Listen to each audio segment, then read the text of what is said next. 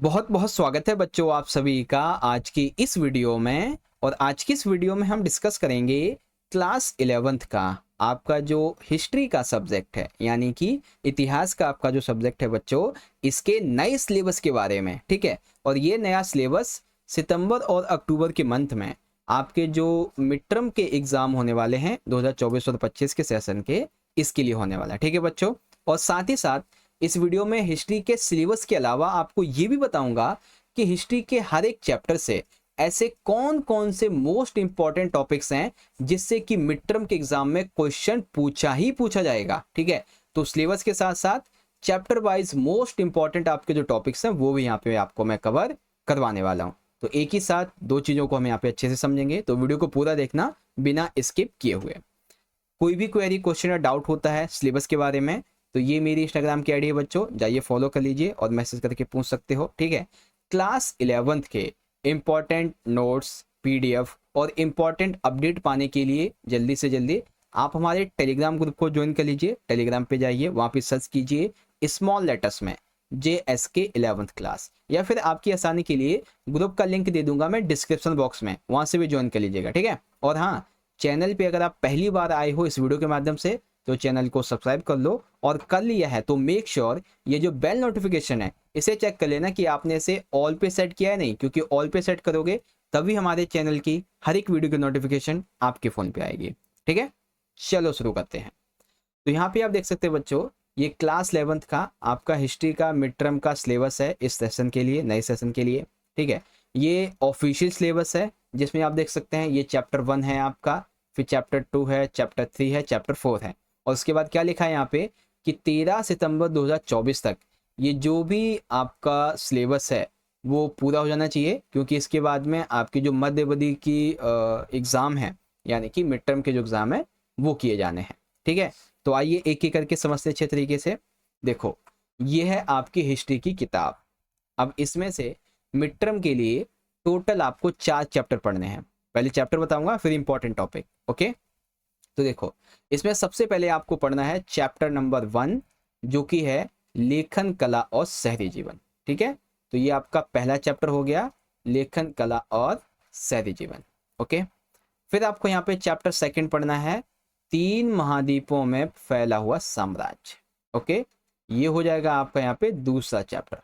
Okay, वैसे ये जो सिलेबस है ना, नई किताब के अकॉर्डिंग बता रहा हूँ। जिन बच्चों के पास में ओल्ड बुक्स है ना, उसमें देख लेना, जो चैप्टर का नाम यहाँ पे बता रहा हूँ वो पढ़ना है। ठीक है, तीसरा आपका चैप्टर हो जाएगा यहाँ पे यायावर साम्राज्य। यायावर साम्राज्य यानी कि मंगोल और जो चंगेज खान वगैरह थे, इनके बारे में इस चैप्टर में बात होगी।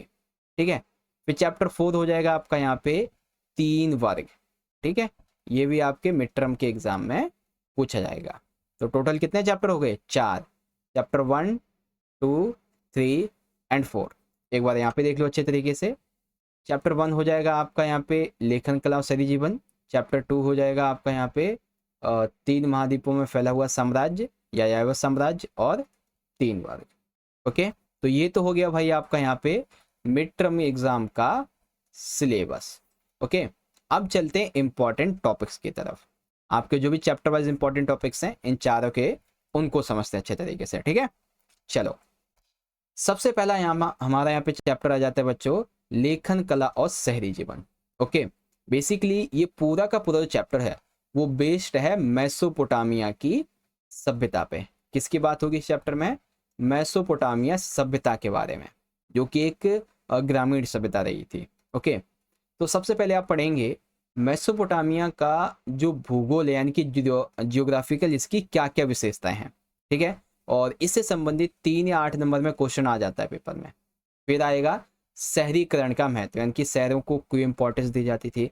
अब कोई भी सभ्यता हो तो व्यापार तो होगा ही, तो माल की आवाजाही कैसे होती थी। ठीक है, लेखन कला का विकास कैसे हुआ, इससे 3 नंबर का क्वेश्चन बन जाता है पेपर में।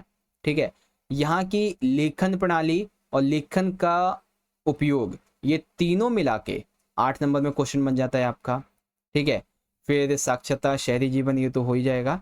एक 8 नंबर का क्वेश्चन बहुत इंपॉर्टेंट बनता है, दक्षिणी मेसोपोटामिया का जो शहरीकरण हुआ, इसमें मंदिरों की क्या विशेषताएं थी, इसके बारे में।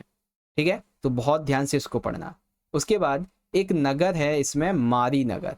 ठीक है, जो कि एक व्यापारिक नगर है।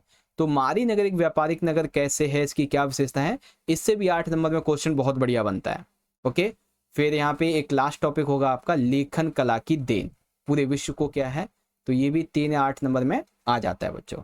ठीक है, ये पॉइंट पढ़ने हैं और इसी से क्वेश्चन बनेगा।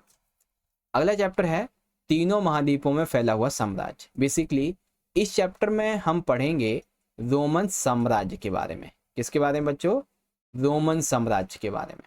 ठीक है, रोमन साम्राज्य का जो आरंभिक काल है ये कैसा रहा, ठीक है, 30वीं शताब्दी का संकट क्या था, ये क्वेश्चन 3 नंबर में आता है ज़्यादातर।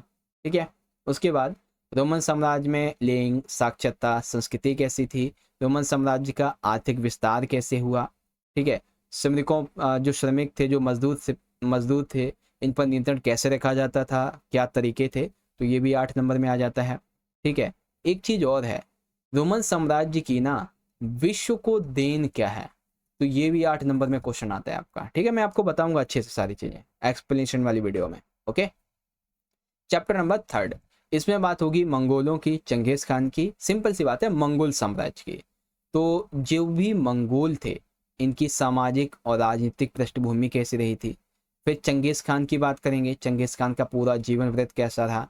एक इसमें टॉपिक और है, चंगेज खान की जो सैनिक उपलब्धियां हैं ये क्या रही थी, ये क्वेश्चन 8 नंबर में हर साल आता है। ठीक है, तो रेडी कर लेना इसको। चंगेज खान के बाद उपरांत जो मंगोल थे इनकी क्या स्थिति रही, चंगेज खान और मंगोल इनकी वर्ल्ड हिस्ट्री में क्या इनकी इंपॉर्टेंस है, इसके बारे में। ठीक है, फिर यहाँ पे हमारा आखिरी चैप्टर आ जाता है 3 वर्ग वाला। ओके, 3 वर्ग में 8 नंबर में और 3 नंबर में कई बार क्वेश्चन आता है सामंतवाद के बारे में। ठीक है, सामंतवाद क्या है, इसका क्या प्रभाव था, इंग्लैंड और फ्रांस में इसको लेके क्या बहस हुई। ठीक है, और क्या इससे परिवर्तन आए, सारी चीज़ों के बारे में। फिर आएंगे आपके 3 वर्ग। पहला वर्ग यानी कि पादरी वर्ग, जिसमें भिक्षु, इनकी विशेषताएं, चर्च के बारे में, चर्च और समाज के बारे में बात आएंगी। दूसरा वर्ग रहेगा अभिजात वर्ग, जिसमें अभिजातों की विशेषताएं, मेहनत की जागीर, नाइट की विशेषताएं, ये सब आएगा। तीसरा वर्ग होगा किसान का, 2 प्रकार के, एक स्वतंत्र और एक बंधक।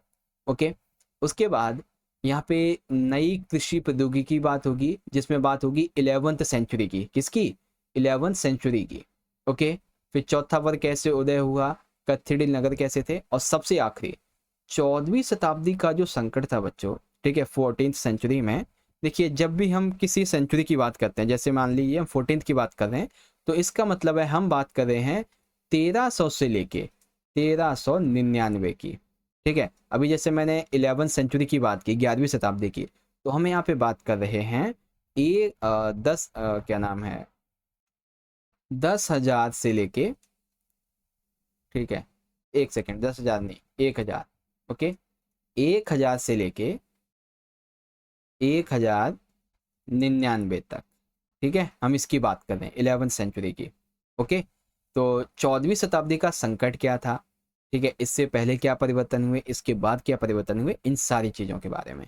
ओके, तो अच्छी तरीके से आपको समझ में आ गया कि आपका सिलेबस क्या है, मिड टर्म के आपके एग्जाम वगैरह कब होंगे, सारी चीज़ों के बारे में। ओके, अब एक आखिरी चीज़ और समझिए, आपकी स्ट्रेटेजी को लेके बात कर लेते हैं कि मैं आपको क्या पढ़ाऊंगा, कैसे आपकी तैयारी करवाऊंगा। ठीक है, तो देखो, सबसे पहले आपको मैं चैप्टर वाइज एक्सप्लेनेशन वाली वीडियो दूंगा। जो भी आपके 4 चैप्टर हैं, इन सभी की हर एक चैप्टर की अगर मैं 4 वीडियो बनाऊंगा तो टोटल आपकी 16 वीडियो बनेंगी। ठीक है, 16 वीडियोस में आपकी चैप्टर की एक्सप्लेनेशन खत्म।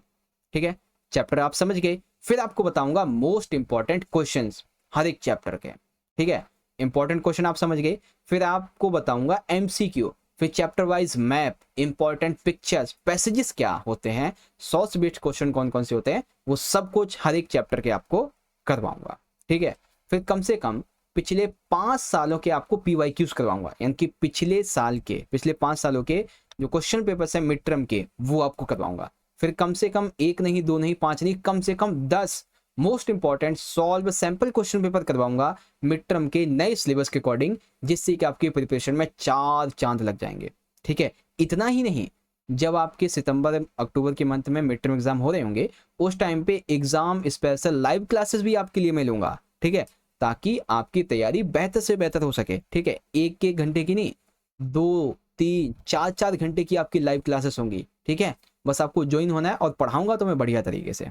ओके बच्चों, तो बस यही था आज का हमारा सिलेबस, जो कि आपको मैंने यहाँ पे अच्छे तरीके से बता दिया है क्या क्या सिलेबस में था और सारी चीज़ें। ओके बच्चों, चलिए मिलते हैं आपसे अगली वीडियो में। अच्छा एक सेकेंड, अगली वीडियो की तरफ जाने से पहले वीडियो अच्छी लगी हो तो फटाफट से लाइक करो, अपने दोस्तों में शेयर करो, कमेंट करके बताओ कैसी लगी है, और साथ ही हमारे टेलीग्राम ग्रुप को फटाफट से ज्वाइन कीजिए इंपॉर्टेंट नोट्स पीडीएफ पाने के लिए। मिलते हैं अगली वीडियो में, बहुत बहुत धन्यवाद। जय हिंद, जय भारत, वंदे मातरम।